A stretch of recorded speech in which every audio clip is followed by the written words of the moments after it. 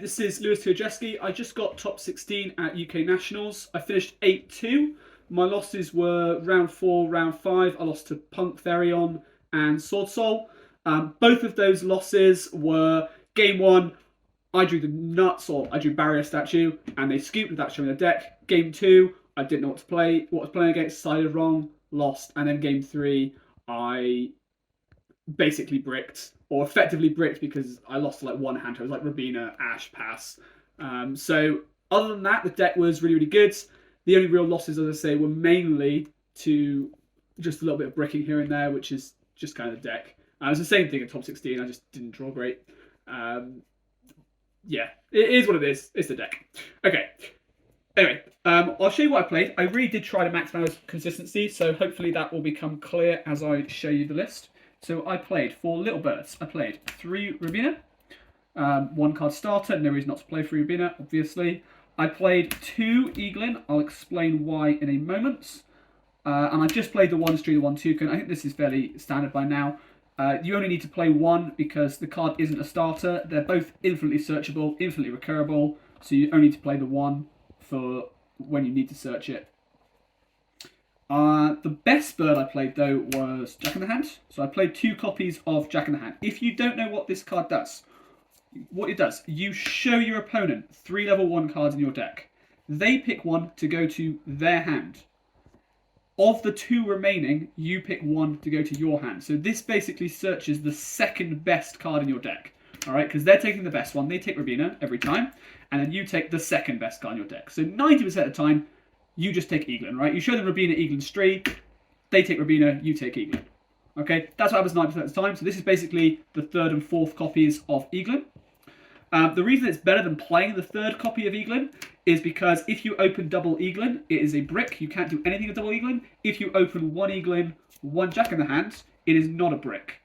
You can use the Jack of the Hand to search Stree instead of Eaglin. Like, you still show them Rabina, Eaglin, Stree. They still take Rabina. You now take Stree. And then you can play Stree now has a card engraved to banish. And you can just play Stree, play Eaglin, and you can still play. So this is basically a consistency booster. It has a few other niche uses. Like, sometimes you can reveal DD Crow. Like, if it's a matchup where you really don't want to lose your Stree, you don't show them Stree because you only play 1. Or if it's a matchup where you know that DD Crow is good against them, you can take the DD Crow, and either they will take the DD Crow because they're afraid of the bluff, in which case this card just searches Rabina, or they leave the DD Crow, and you can take the DD Crow yourself if you want it, or you can still take Eaglin if you want that. So it's good regardless. I think this card's excellent. I think it's definitely better than 3rd Eaglin, and because you get to play 4 Eaglin, it's really good. All right, then. Big tributes. We played 1 Riser, 1 Avian, 2 Empin. This is very well established by now. This is the 4 you should be playing. Obviously, some people do only play 1 Empin. I understand that logic. Before I played the deck myself, I assumed that 1 Empin was correct.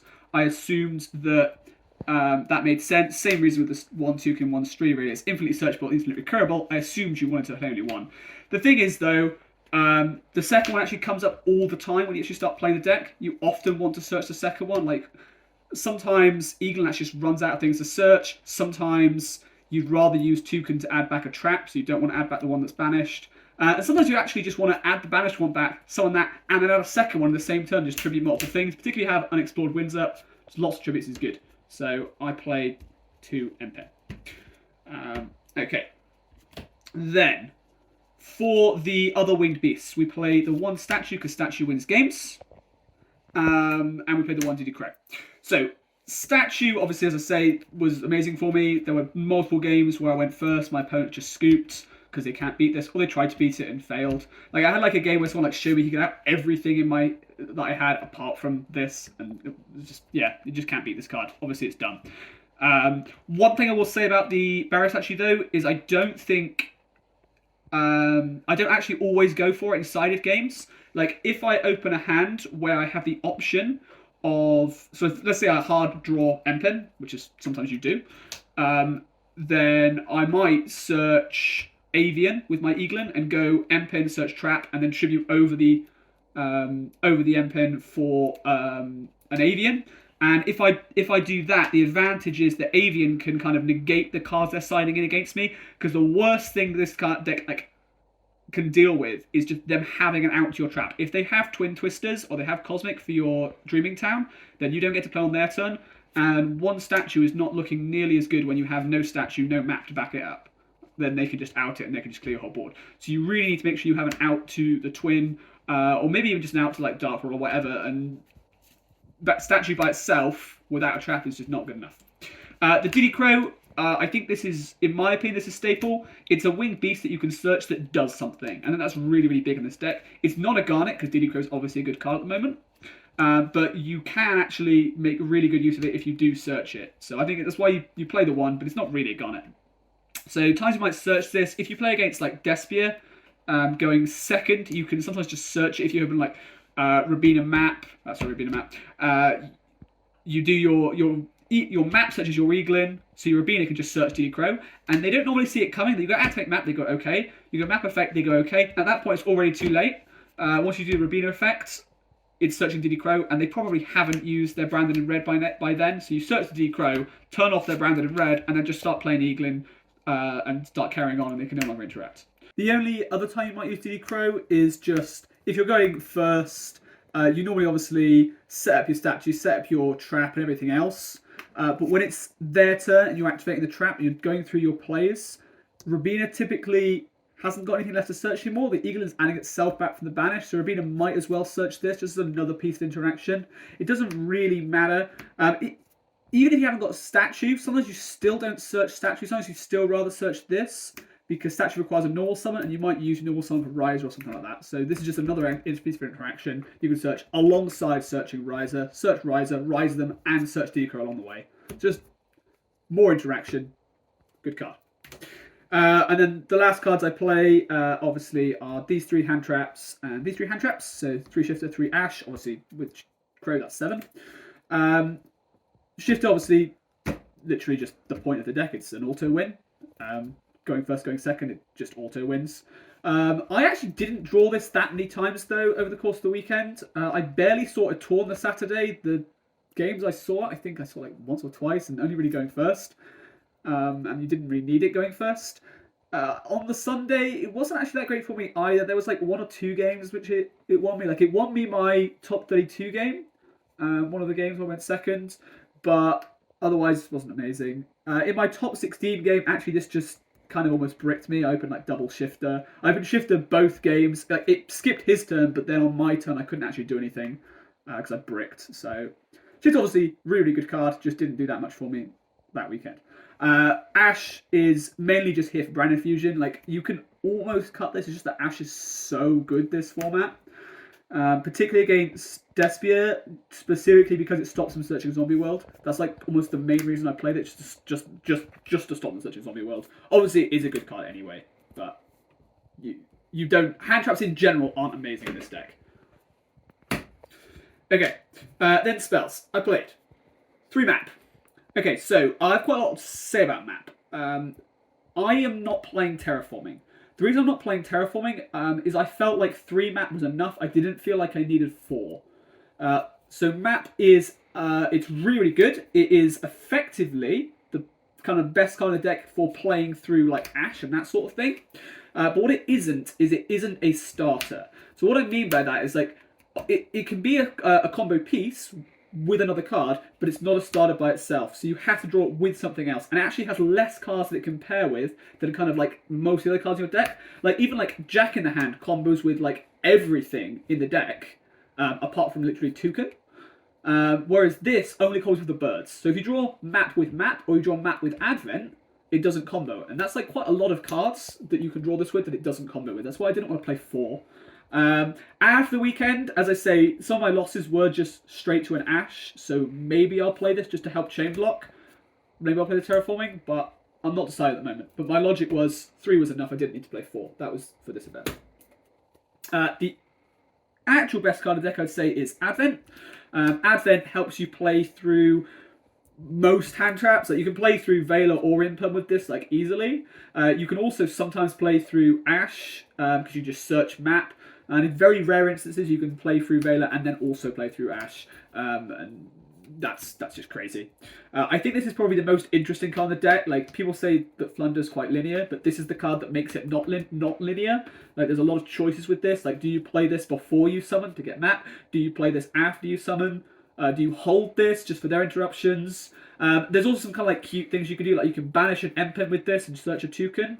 And then some of the toucans, some of the Empens the second time in the same turn, and Empen is not once per turn at all, by the way, so that's completely fine. And then there's like other cute things you can do just to like out skill rate and that sort of thing. Like, it's just a really nice card. Oh, it's also the best out in the deck to Mystic Mine.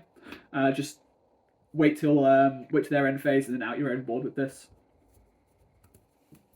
Then I played 3 more knockoff Book of Moons, knockoff Advents.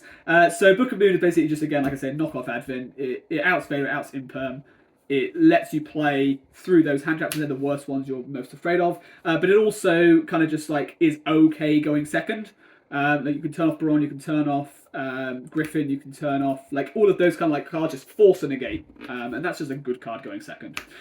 One thing I didn't play Call By. Call By was like probably like the 41st card of my deck. I almost added it. Like literally the morning of the event, I almost added it. But my logic was, I felt like Book of Moon was better because it's good going second. And Call By doesn't out like Imperm, which this deck is terrified of, whereas this does. It does out Ash, which apparently I would have liked to have outed. But it doesn't out like, it doesn't even out things under your own shifter. Like, if you've shifted them, then you can't Call By them. And there's just like kind of like weird stuff like that. I don't know. Call By is a weird one in the deck. Then obviously played the 1 Unexplored Winds. This is like really, really fun. I just really like this card. It was great for me. Like, there was a game in my top 64 where I went first. I set up like map, Empen, and searched this because I think I drew the trap or something. And then on my turn, he had 3 back row. He went standby phase, activate Tikaboo. There can only 1. And then I went, oh, that's fine. I've got Winds. I'll just activate Winds, and then I'll tribute set my Avian to out your Tikaboo. And then I went, well, I'll use map effect Rabina, and then I went Rabina effect, and he went chain skill drain. And then I went, well, I've got I went chain Advent, banish the Rabina, add an Empen from my deck, and then tribute my set Avian and his skill drain to summon my Empen. And then at that point, I hadn't even used my Eaglin yet. I hadn't even used my Rabina Search. Well, I was rolling my Rabina Search. And then I outed like his 3rd back row as well. So this card outed 3 back row, including a skill drain and a Tikaboo, all in 1 turn. And skill drain and Tikaboo basically should beat this deck by themselves. So this card was ridiculous to do that. Okay. By the way, I still, even with all that, you still only play 1 because, as I say, it doesn't start your plays. You need the other stuff first. It can be good going second, like with Eaglin, but it's not enough. You need to make sure your plays go through before you can start, getting the extra payoff for them. Then we also played the full 3 JLT, 3 Prosperity. I was borrowing these from Chris Green. Thanks, Chris. And I also played 2 Extrav. So obviously this is standard. Extrav was basically just more pots, more consistency. It seemed like I did some maths on it, and it seemed like 5 of these was okay. You didn't want to play 6, if I recall, just because obviously you can only play 1 of these 5 a turn. But the good thing about this is, like, if they negate the Extrav, then you can still play Prosperity. And that came up for me like quite a few times over the course of the weekend, where most people negate this. Like, if they have a negate, they will use it on this. For example, like, they'll use like a Griffin on this, and then you can play the Prosperity as well. So this just eats a negate, and in the process turns off the fact that it conflicts with this. So Extrav was amazing. I'd probably keep playing it. Last card, Town. Obviously, like, really, really good. Like, the kind of the playmaker on your opponent's turn. Card's excellence. One thing I'll say is I had a couple of games where I drew this going second, and it was actually quite good because I could search Empen. I didn't have to search Empen. I could just search Riser them, and then still have the trap for their turn. So that was nice. Okay, then we have side deck. So in the side deck, the only go first card I played 3 Featherstorm. So this just ends your opponent's turn. So I felt like an auto-win card going first was worth siding. Like 3 out of 15 cards in the side deck just dedicated to an auto-win. Seemed good to me. I didn't actually draw this very many times over the tournament. Would I cut it? Maybe, because I won most of the time when it went first anyway. So it's not actually needed. It might be better if you're going to side in go first cards. I might be better to side stuff like Caught by the Grave or Dimensional Barrier just to play through their hand traps better. Whereas this might just be win more. Then we played back removal. I played Harpy's Feather Duster. Searchable never came up, but it hasn't passed. And I played 3 MST. The reason I went for MST, so I got the idea off of a guy on Dueling Book that this is better than Cosmic and Twin. So the thing is, in this deck, the reason you side MST is almost exclusively for Zombie World. Like, that's the only card you're afraid of. So, and maybe like other floodgates, like I say, like Skill Drain, that kind of thing. Like, so if you're siding this just for one floodgate, it doesn't need to be Twin. And it doesn't even need to be Cosmic, because you don't need to pay life. And life actually matters this format, because like Masquerade, like if you play a Cosmic under double Masquerade, you're paying 2,200 life points to out one Zombie World. So this is like just better. It also doesn't lose to Lancia, so I think MST is actually the best back removal right now in this deck, which is weird to say. Then we played a full 8 board wipes. So I played Evenly, I played Dark Ruler, and I played Regeki. I think that board wipes are really, really important in this deck. I said earlier that hand traps aren't great. The reason that board wipes are good, so people often talk about like the 6th, they don't want to draw like your hand trap as your 6th card, right? Because you get 5 cards in your opening hand and you get a 6th one. But this deck, because of prosperity, because of duality, it's not just the 6th card you don't want to see the hand trap. You don't want to see the hand trap in like the top, like potentially like 10 cards of the deck if you were playing duality, right? So I would much rather play a board breaker, because if I prosperity into it, it still does something. If I prosperity into token collector, it doesn't do anything. If I prosperity into dark roller, it does loads. So this is why I side board breakers in this deck particularly.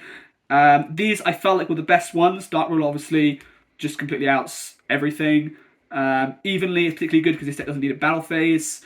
And Regeki I felt like was just like the next best one. I don't think Lightning Storm's good in this deck because it doesn't actually out Zombie World, and people put their stuff in defense even more against you because they're afraid of M-Pen, so I think Regeki is the best. Okay, that is the side deck. Then for the extra deck, not that it matters, I played Zeus, Downard, and the 3 rank 1s, Assembled Nightingale, Recital Starling, and Promenade Thrush. So this card is the best one to make Zeus. This card is for if you can already make Zeus, like if they have a defense vision monster or something, so you don't need to make the Nightingale, you make this, because in the process of making Zeus in this deck, you have to use none of your monster's effects, and therefore you actually run out of level 1s, so this can be necessary for that. And Promenade Thrush is, it's just another back removal. It can out Zombie World. The notable thing about this is it can also out Skill Drain, like you can target the Skill Drain and then chain Advent to make sure it resolves. Whereas you can't do that with like Zeus or Nightmare Phoenix. Then we played a few like choice links. So I played this dude, Codebreaker Virus Swordsman. He is 2300 link 2, which is the biggest link 2 there is, which means he is bigger than Baguska and he is bigger than Inspector Border. So if you need to out either of those cards, this is the easiest way to do it. I played Harpy Conductor. Harpy Conductor is a link to Winged Beast Wind, and the effect is relevant. Although it is a Harpy, so you can play the trap from the hand, but it never comes up. So, the reason why Winged Beast Wind is relevant is it's a wind, so you can make it under statue, and it's a Winged Beast, so you can banish it with Advent. Which means that if you have gone first and ended on M-Pin plus statue, and they have gone Mine Pass, you can turn your 2 monsters into this, and then obviously in their end phase, you can Advent, banish this, and out the mine. And I think that's the best kind of like out that this deck has to mine, because actually otherwise it's kind of can be clunky to do. Then we played lastly another out tour for mine, or not mine, just floodgates in general like Zombie World. We played Nightmare Phoenix and we played Anima. Anima means that you can make Nightmare Phoenix even under Tikaboo, because you can turn one of your level 1s into this and then turn both of them into this. And then lastly, we played our outs to Atignista. So this deck has like no real outs to unaffected guys, so I just want to play all of them. So I played Underworld Goddess, I played both of these trains, I played Dark, and I played Cillian Access Code. Thanks Dan for lending me these. So basically I wanted to play everything, just to make sure that if I was staring down Atignista, I had an out. These also just with like easy prosperity targets. Like I always kept one just in case they played like some random like Final Sigma or something. I just want to play one, but otherwise it was just these 5 and one other card for prosperity. Okay, so that is the deck. I had a really good weekend overall. It was brilliant for me. I also, just before this weekend, joined the team, TKB. And that was just excellent for me as well, because on the Friday we entered the 3v3, and between us we went 17-1, 6-0 in games, 6-0, 6-0, 5-1 between us. So, and I was at 6-0, so excellent there. Brilliant experience with the team, and just like since joining the team, I've had loads of support. People just looking out for me, and it's been really nice. The main person looking out for me, though, of course, has been my wife, who is sat there filming me right now. As always, Zoe, you are #1 person in my corner. Thank you very much. Other shout-outs, as I say, shout out to people borrowing me that let me cards, like shout out to Chris, shout out to Dan, also head of the team. Shout out to like everyone that I travelled down with, so shout out to Tom, shout out to John like drove us as well, which is really nice. Shout out both ways. Shout out to Ping also played this deck, and we talked a bit about theory. Shout out to Seb, shout out to Taylor, shout out to Alex, shout out to like everyone from Bristol. Thanks guys.